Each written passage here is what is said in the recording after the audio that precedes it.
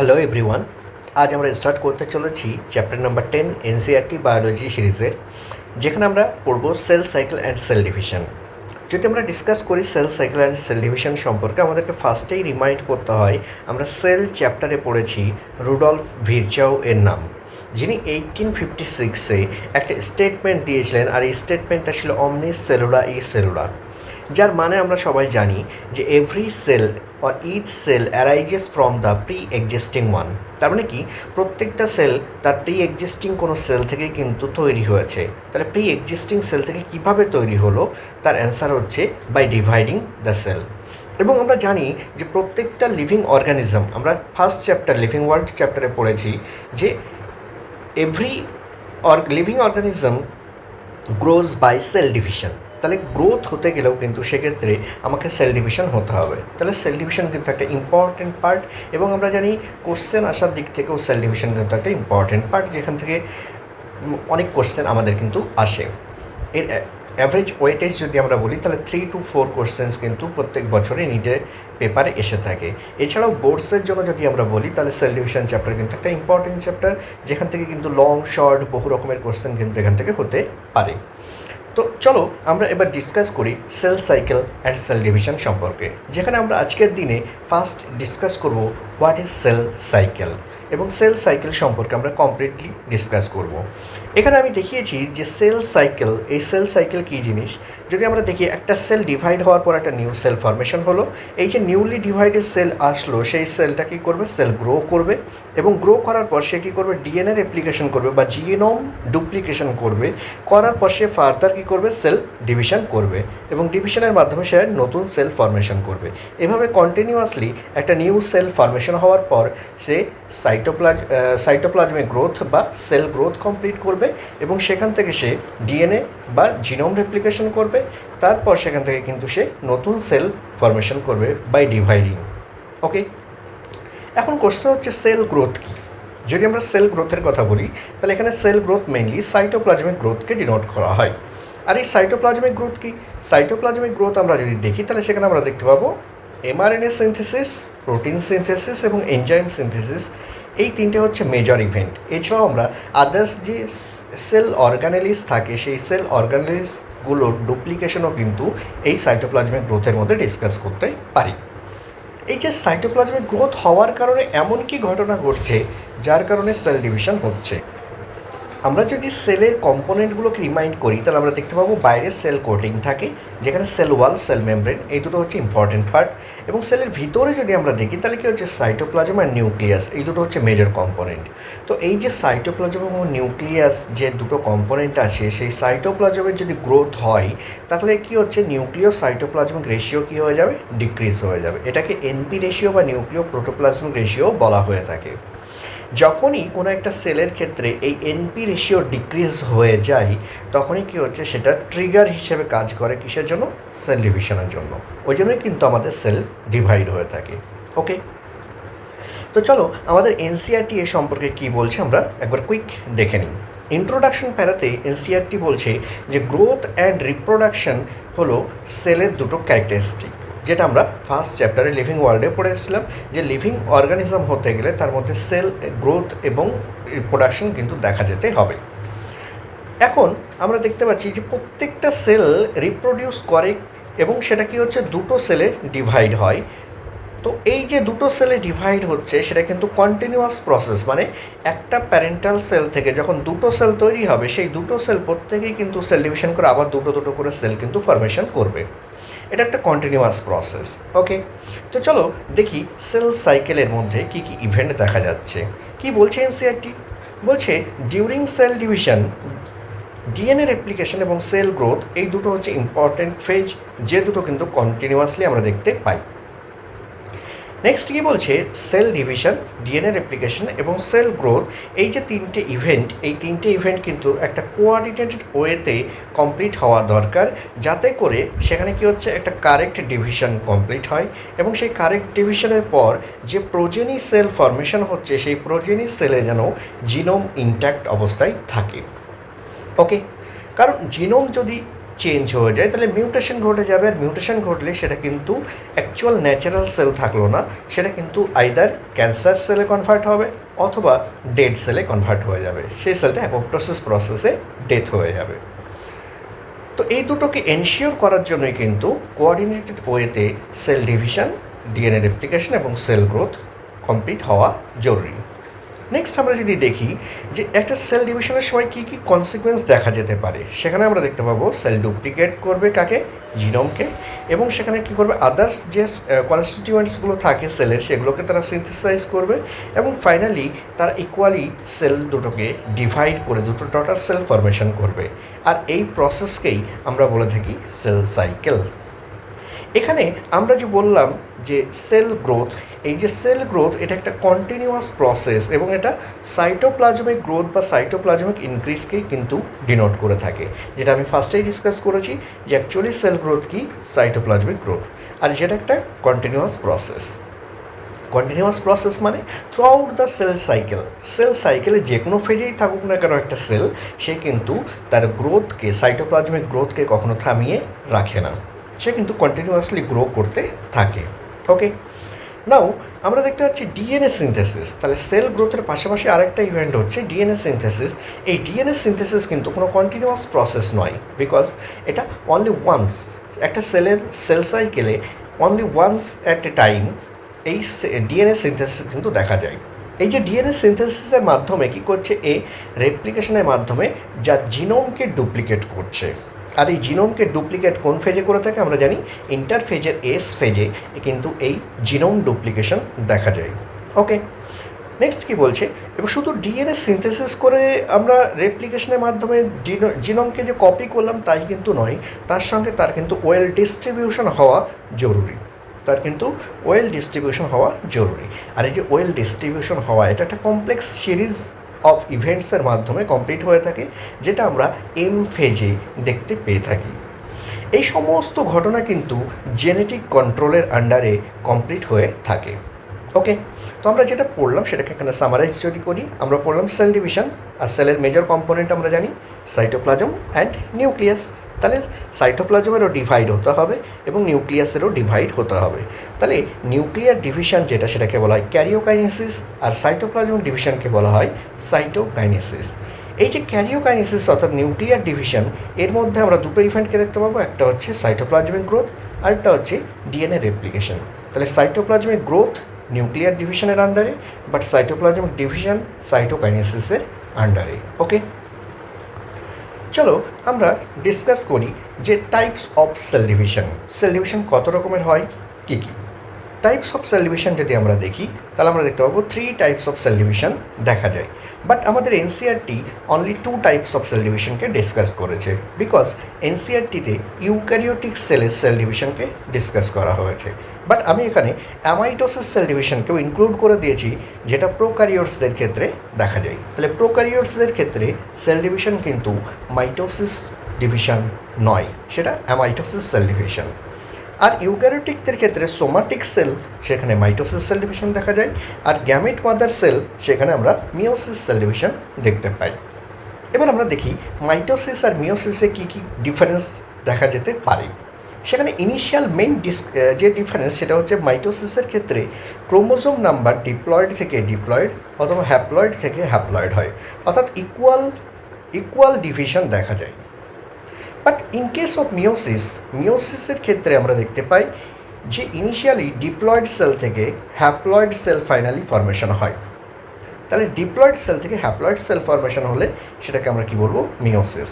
আর এই meiosis cell division যে সমস্ত সেলে দেখা যায় তাদেরকে বলা হয় মিওটিক সেলস। আর এই যে মিওটিক সেল এর এক্সাম্পল আমরা যদি দেখি, তাহলে pollen mother cell, megaspore mother cell, প্লান্টের ক্ষেত্রে দুটো, আর হিউম্যানের ক্ষেত্রে আমরা দেখতে পাবো primary spermatocyte and primary oocyte. তাহলে এতক্ষণে আমরা ডিসকাস করলাম what is cell cycle, cell সাইকেলে কোন কোন ইভেন্ট দেখা যায়, সেই ইভেন্টগুলোর কোনটা কন্টিনিউয়াস কোনটা ডিসকন্টিনিউয়াস সে সম্পর্কে দেখলাম। সেখানে সাইটোপ্লাজমিক ডিভিশনে কী হবে এবং নিউক্লিয়ার ডিভিশনে কী হবে তার একটা ইন্ট্রোডাকশন আমরা দেখেছি। দেন আমরা পড়লাম টাইপস অফ সেল ডিভিশন, এবং টাইপস অফ সেল ডিভিশন কোনটা কাদের ক্ষেত্রে দেখা যায় এবং সেখানে কীরকম ধরনের ডিভিশন হয় সেটাকে আমরা ডিসকাস করলাম। এখন আমরা ডিসকাস করব কি জেনারেশন টাইম, একটা নতুন টপিকস জেনারেশন টাইম। এই যে জেনারেশন টাইম এটা কি? জেনারেশন টাইমের ডেফিনেশন যদি আমরা দেখি তাহলে একটা সেল সাইকেল কমপ্লিট হতে যে টাইম লাগে সেই টাইমটাকে বলা হচ্ছে জেনারেশন টাইম। এই যে জেনারেশন টাইম সেটা ব্যাকটেরিয়া সেলের ক্ষেত্রে হয় 20 মিনিট, সেটা ইস্ট সেলের ক্ষেত্রে হয় 90 মিনিট, আর সেটা হিউম্যান সেলের ক্ষেত্রে হয় 24 আওয়ার্স। দ্যাট মিনস যে cell to cell and organism to organism এটা কিন্তু ভ্যারি করে।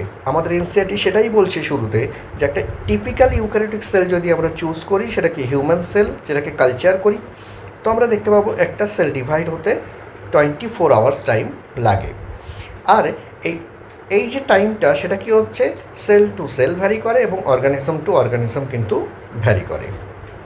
এখানে আরেকটা এক্সাম্পল আমাদের দিয়েছে ইস্ট সেলের ক্ষেত্রে, সেখানে আমরা দেখতে পাচ্ছি 90 মিনিট টাইম লেগে থাকে। এবার আমরা ডিসকাস করব সেল সাইকেলের ফেজেস অফ সেল সাইকেল। আমরা যদি দেখি সেল সাইকেলের ফেজ, সেখানে আমরা দেখতে পাবো মেনলি দুটো ফেজ, এক হচ্ছে ইন্টারফেজ আর সেকেন্ড হচ্ছে এম ফেজ। এই এম ফেজকে আমরা মাইটোসিস ফেজও বলে থাকি। যদি আমরা পাশের ডায়াগ্রামটা দেখি, এই ডায়াগ্রামটা ভেরি ইম্পর্ট্যান্ট একটা ডায়াগ্রাম, কারণ এই ডায়াগ্রাম থেকে অনেক সময় কী হচ্ছে ডিরেক্টলি আমাদের কোশ্চেন জিজ্ঞেস করে। আমরা দেখতে পাচ্ছি এই যে ব্লু কালার লাইন আছে, এই ব্লু কালার লাইন যতটা পর্যন্ত আছে এই পুরোটা হচ্ছে ইন্টারফেজ, আর এই যে ব্ল্যাক কালার এইটা হচ্ছে আমাদের এম ফেজ। দ্যাট মিনস আমরা দেখতে পাচ্ছি ম্যাক্সিমাম টাইমটা একটা সেল ইন্টারফেজে দেখা যায়। এই যে ইন্টারফেজ স্টেজ এটা কিন্তু 95% টাইম বিলং করে বা তারও বেশি টাইম বিলং করে কার ক্ষেত্রে? জেনারেশন টাইমের 95% টাইম ইন্টারফেজে দেখা যায়। ওকে, আর মাত্র 5% বা লেস দ্যান 5% টাইম কিন্তু এম ফেজে দেখা যায়। ওকে, এই যে আমরা ইন্টারফেজ দেখলাম, সেই ইন্টারফেজের ক্ষেত্রে সবথেকে লার্জেস্ট ফেজ কিন্তু G1, দেন S, দেন G2। তো এক্ষেত্রে আমাদের কোশ্চেন আসতে পারে যে largest phase of cell cycle, তার অ্যান্সার হচ্ছে ইন্টারফেজ। যদি অপশনে ইন্টারফেজ না থেকে সেখানে G1, S, G2 বা এম ফেজ দেওয়া থাকে তাহলে সেক্ষেত্রে অ্যান্সার হবে G1 ফেজ হচ্ছে লার্জেস্ট ফেজ, দেন আসবে S, G2 and M phase. Okay, চলো আমরা এনসিইআরটি থেকে ডিসকাস করি, যেখানে ইন্টারফেজ এবং এম ফেজ সম্পর্কে আমরা পড়ব। ইন্টারফেজ যেটা সেটাকে আমরা বলে থাকি রেস্টিং ফেজ, আর যেটা এম ফেজ সেটাকে আমরা বলে থাকি ডিভিশন ফেজ। তো এখানে দেখো এনসিইআরটি আমাদেরকে বলছে যে এম ফেজ যেটা সেটা রিপ্রেজেন্ট করছে কাকে? অ্যাকচুয়াল সেল ডিভিশনকে বা মাইটোসিসকে ডিফাইন করছে। আর ইন্টারফেজের ডেফিনেশন হিসেবে এনসিইআরটি কী বলছে? Phase between two successive M phase, মানে পরপর দুটো এম ফেজের মাঝে যে গ্যাপ, যে ফেজ, সেই ফেজকে আমরা কি বলছি? ইন্টারফেজ বলছি। ওই জন্য এটার নাম দেখা হচ্ছে ইন্টারফেজ, দুটো এম ফেজের মাঝে তাই ইন্টারফেজ। ওকে, নাও আমরা দেখতে পাচ্ছি যে ইন্টারফেজ আমি যেটা বললাম যে ইন্টারফেজে more than 95% of duration of cell cycle এটা কিন্তু ইন্টারফেজে থাকে। মাত্র অল্প সময় অর্থাৎ লেস দ্যান 5% টাইম সেটা কী হচ্ছে এম ফেজে থাকে।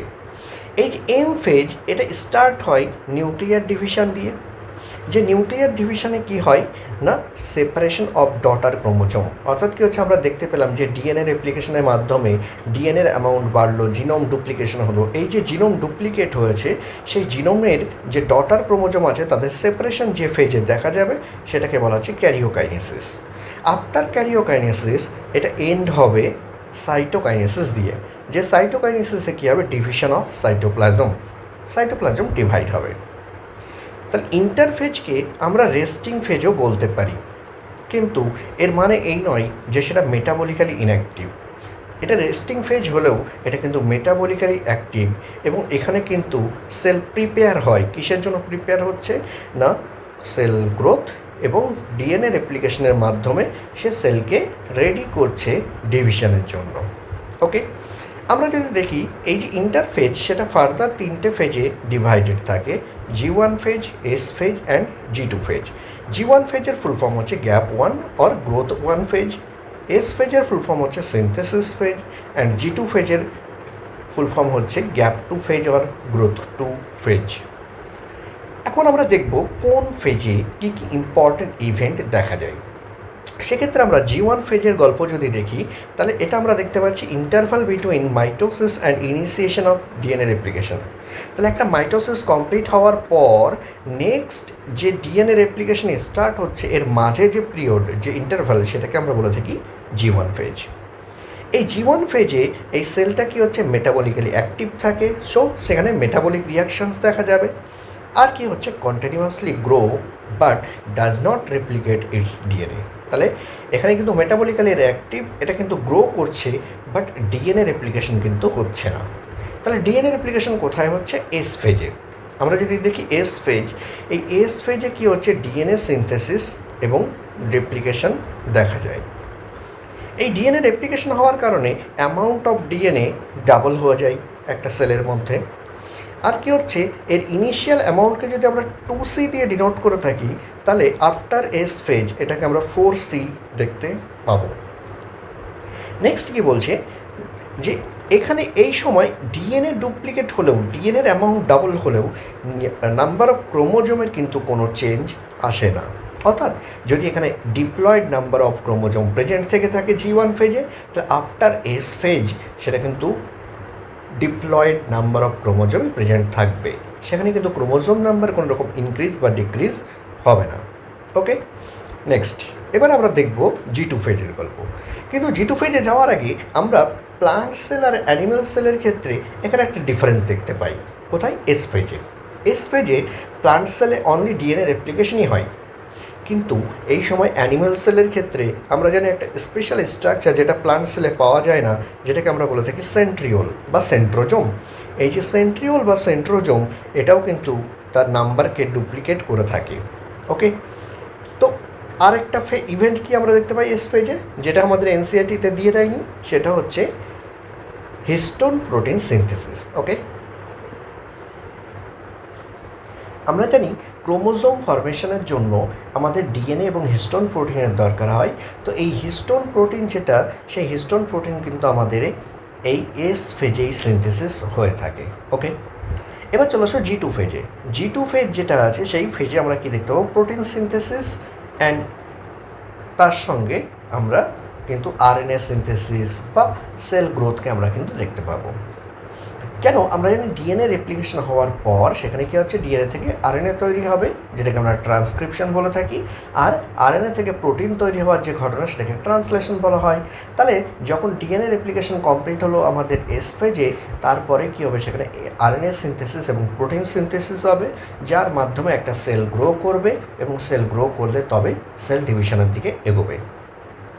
ওকে, এবার আমরা যেটা ডিসকাস করব সেটা হচ্ছে মাইটোসিস সেল ডিভিশনের সময় ক্রোমোজোম নাম্বার আর ডিএনএ নাম্বারের কি চেঞ্জ আসে সেটাকে আমরা দেখব।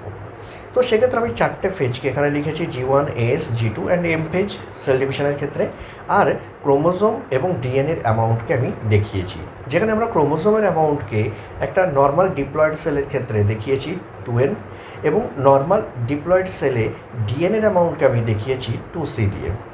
তাহলে এস ফেজে আমরা জানি ক্রোমোজোম নাম্বারে কোনো চেঞ্জ আসে না, কিন্তু ডিএনএর অ্যামাউন্ট ডাবল হয়ে যায়। তাহলে সেটা কত হয়ে যাবে? 4C।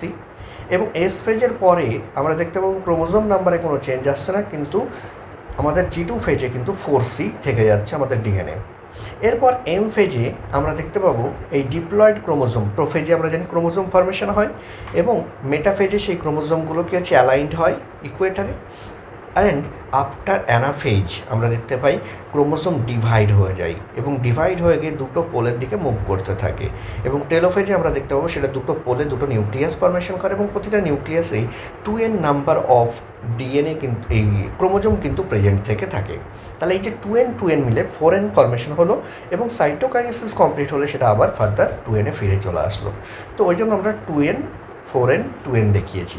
তো এটাকে আমরা 2Nই বলতে পারি, যেহেতু আলটিমেটলি 2N থেকে 2Nই কনভার্ট হচ্ছে। অন্যদিকে আমরা যদি ডিএনএ চেঞ্জের গল্প দেখি, তাহলে G1-এ আমরা দেখতে পাচ্ছি 2C, এস ফেজে ডিএনএ রেপ্লিকেশন হওয়ার জন্য সেটা 4C হয়ে গেল, এবং G2-তেও সেটা 4C ছিল। এম ফেজে কিন্তু সেই 4C অ্যামাউন্টটাই দুটো ইকুয়াল পার্টে ডিস্ট্রিবিউট হয়ে গিয়ে 2C-2Cতে ফাইনালি আমরা সাইটোকাইনেসিসের পরে দেখতে পাবো। ওকে, এবার আমরা আসি যে সমস্ত সেল কি তাহলে গ্রো করে, সমস্ত সেলই কি সেল ডিভিশন দেখায়। তার অ্যান্সার হচ্ছে না, সমস্ত সেল ডিভিশন দেখায় না। তাহলে কোশ্চেন হচ্ছে কারা সেল ডিভিশন দেখায় আর কারা সেল ডিভিশন দেখায় না। যদি আমরা প্লান্টের ক্ষেত্রে দেখি, তাহলে প্লান্টের ক্ষেত্রে আমরা দেখতে পাবো মেরিস্টেমস যারা আছে তারা কি হচ্ছে divide through out the life. তাহলে মেরিস্টেমেটিক টিস্যু ডেফিনেশনই সেটার জন্য বলা হচ্ছে যে যারা through out the life cell division complete করে তাদেরকে মেরিস্টেমেটিক টিস্যু বলে, আর তারাই মেরিস্টেম। তো meristem through out the life cell division complete করে, কিন্তু পার্মানেন্ট টিস্যু সেল ডিভিশন করে না। অন্যদিকে অ্যানিম্যাল সেলের ক্ষেত্রে যদি দেখি, তাহলে কিছু অ্যানিম্যাল সেল আছে তারা কখনোই সেল ডিভিশন করে না, এবং কিছু অ্যানিম্যাল সেল আছে যারা ওকেশনালি সেল ডিভিশন করে। যেমন neuron cell, heart cell, muscle cell এবং ম্যাচিওর ব্লাড সেলস, মানে আরবিসি, ডাব্লিউবিসি, এরা ম্যাচিওর হয়ে যাওয়ার পরে কিন্তু এরা সেল ডিভিশন করে না, কিন্তু ইনম্যাচিওর স্টেজে এরা কিন্তু সেল ডিভিশন করে থাকে। ওকে, তাহলে নিউরন সেলও ঠিক তাই। আমরা যখন এমব্রায়োলজিক্যাল স্টেটে ছিলাম নিউরন সেল ডিভাইড করতো, বাট আফটার বার্থ সেটা কিন্তু আর কখনো ডিভাইড করেনি। হার্ট সেল, এটাও কিন্তু সেম গল্প, যে হার্ট সেলও কিন্তু ইম্যাচিওর স্টেজে সেল ডিভিশন করতো, but after maturation heart cell কিন্তু ডিভিশন করে না। আর লিভার সেলের গল্প যদি আমরা দেখি, তাহলে কি হচ্ছে ডিভাইড ওকেশনালি। কখন হবে? যখন লিভারে কোনো রকম ড্যামেজ হবে বা ইনজুরি হবে বা কোনো রকম লস্ট হবে, তাহলে সেখানে কি হচ্ছে সেটা কিন্তু সেই লিভারকে ফিল আপ করে দিতে পারে। ওকে, তো সেটা এখানে আমাদেরকে ডিসকাস করেছে যে কিছু অ্যাডাল্ট অ্যানিম্যাল আছে যাদের ক্ষেত্রে কি হচ্ছে কোনো রকম সেল ডিভিশন দেখা যায় না, যেমন এক্সাম্পল দিয়েছে হার্ট সেল। আর কিছু সেল আছে যারা কি হচ্ছে ওকেশনালি সেল ডিভিশন করে থাকে, কিসের জন্য? রিপ্লেস করার জন্য যে লস তাদের হয়েছে সেল ডেথের কারণে বা সেল ইনজুরির কারণে। এখন কোশ্চেন হচ্ছে যে সমস্ত সেলগুলো সেল ডিভাইড করে না, তাহলে তারা কোন ফেজে থাকে? তো তার অ্যান্সারে কি বলছে, যে সমস্ত সেলগুলো সেল ডিভাইড করে না, তো তারা G1 ফেজ থেকে এক্সিট করে একটা ইনঅ্যাক্টিভ স্টেজে চলে আসে, যে ইনঅ্যাক্টিভ স্টেজকে আমরা কুইসেন্ট স্টেজ বা G0 stage of cell cycle বলে থাকি। এই যে G0 stage of cell cycle, এটাকে আমরা ইনঅ্যাক্টিভ স্টেজ বললেও এটা কিন্তু মেটাবলিক্যালি অ্যাক্টিভ থাকে, অর্থাৎ মেটাবলিক রিয়াকশন কিন্তু এই সমস্ত সেলের মধ্যে দেখা যায়। সেলটা শুধু ডিভাইড করে না, সেলটা কোনো রকম গ্রোথ কমপ্লিট করে না, কিন্তু সেলটা কিন্তু মেটাবলিক্যালি অ্যাক্টিভ থাকে। ওকে, কি বলছে? No longer proliferate unless called on to do so depending on the requirement of the organism. তাহলে অর্গানিজম যতক্ষণ না রিকোয়ার ফিল করছে সেল ডিভাইড করার জন্য, ততক্ষণ পর্যন্ত সেখানে সেল ডিভিশন দেখা যায় না বা প্রলিফারেট হয় না। আমরা দেখতে পাচ্ছি অ্যানিম্যাল সেলের ক্ষেত্রে কি বলছে, অ্যানিম্যাল সেলের ক্ষেত্রে ডিপ্লয়েড সোমাটিক সেল যেগুলো আছে, সেই ডিপ্লয়েড সোমাটিক সেলে অনলি মাইটোটিক সেল ডিভিশন দেখা যায়। কিছু এক্সেপশন আছে। তাহলে অ্যানিম্যালের ক্ষেত্রে কি হ্যাপ্লয়েড সেলে মাইটোসিস সেল ডিভিশন দেখা যেতে পারে না? অবভিয়াসলি দেখা যেতে পারে, যদি অর্গানিজমটা হ্যাপ্লয়েড হয়। তো সেক্ষেত্রে আমরা জানি হ্যাপ্লয়েড সেল দিয়ে ফরমেশন হওয়া এরকম অর্গানিজম হচ্ছে মেল হানিবি। এই মেল হানিবির সমস্ত সেলগুলো হচ্ছে হ্যাপ্লয়েড, কিন্তু ফিমেল হানিবি বা কুইন যে হয় তার কিন্তু সেক্ষেত্রে ডিপ্লয়েড সেল দেখা যায়। এছাড়া আমরা জানি ওয়ার্কার হানিবিস, ওয়ার্কার হানিবিসেরও কিন্তু প্রত্যেকটা সোমাটিক সেল ডিপ্লয়েড হয়ে থাকে, কিন্তু মেল হানিবিসের সোমাটিক সেলগুলো হ্যাপ্লয়েড হয়। ওই জন্য এরা হ্যাপ্লয়েড সেলের cell division, mitotic cell division দেখায়। অন্যদিকে প্লান্টের গল্প যদি আমরা বলি, তাহলে প্লান্টের ক্ষেত্রে এই যে মাইটোটিক ডিভিশন সেটা হ্যাপ্লয়েড এবং ডিপ্লয়েড বোথ সেলেই দেখা যায়। কারণ কি? কারণ হচ্ছে আমরা জানি প্লান্টের বডিতে অল্টারনেশন অফ জেনারেশন দেখা যায়। এই যে অল্টারনেশন অফ জেনারেশনের কারণে হ্যাপ্লয়েড স্টেজ থেকে ডিপ্লয়েড স্টেজ এবং ডিপ্লয়েড স্টেজ থেকে হ্যাপ্লয়েড স্টেজে এরা কন্টিনিউয়াসলি কী করতে পারে? রিসাইকেল করতে পারে। আর এই জন্য এদের বডিতে কিন্তু হ্যাপ্লয়েড সেল এবং ডিপ্লয়েড সেল দুটো জায়গাতেই এরা মাইটোসিস করতে পারে। গ্যামেটোফাইট যারা হয়ে থাকে তারা হ্যাপ্লয়েড হয়, তাহলে গ্যামেটোফাইট ফরমেশনের সময় সেখানে কী হচ্ছে? হ্যাপ্লয়েড সেলের মাইটোসিস দেখা যাবে। আর স্পোরোফাইট যারা হয়ে থাকে তারা হচ্ছে ডিপ্লয়েড হয়, তো তাদের ক্ষেত্রে স্পোরোফাইট যখন গ্রো করবে তখন সেটা ডিপ্লয়েড সেলের মাইটোসিস সেল ডিভিশন দেখা যাবে। তো এটাই হলো আজকের দিনের ডিসকাশন, যেখানে আমরা সেল সাইকেল কমপ্লিট করলাম। আমরা এখনও প্রপার মাইটোসিস ফেজে আসিনি, আমরা কিন্তু ইন্টারফেজ পর্যন্ত কমপ্লিট করলাম। নেক্সট আমরা পড়ব মাইটোসিস ফেজ বা division phase. Okay, thank you.